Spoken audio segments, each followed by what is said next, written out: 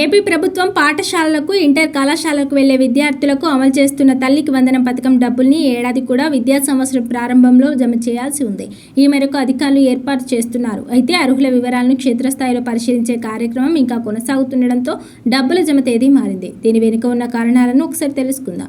ఈసారి వేసవి సెలవుల తర్వాత కొత్త విద్యా సంవత్సరం జూన్ 12న ప్రారంభం కాబోతోంది.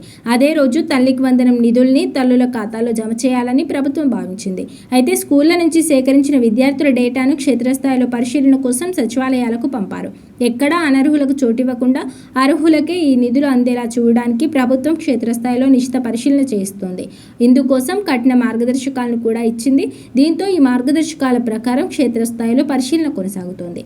తల్లికి వందనం పథకంలో దాదాపు 60 లక్షలకు పైగా లబ్ధిదారులు ఉండడంతో వీరి డేటా పరిశీలన ఖరారు ప్రక్రియ కాస్త ఆలస్యమవుతున్నట్లు తెలుస్తోంది. దీంతో ముందుగా అనుకున్న విధంగా ఈ నెల 12న తల్లికి వందనం నిధుల విడుదల ఉండదని తేలిపోయింది. ఇప్పుడు తాజాగా జూన్ 19న తల్లికి వందనం నిధుల్ని జమ చేయాలని ప్రభుత్వం భావిస్తోంది. ఇందులో మళ్లీ తేడా రాకుండా క్షేత్రస్థాయి నుంచి అర్హుల సమాచారం వచ్చి జాబితా సిద్ధమయ్యాక అధికారికంగా ప్రకటన చేయాలని భావిస్తున్నట్లు తెలుస్తోంది.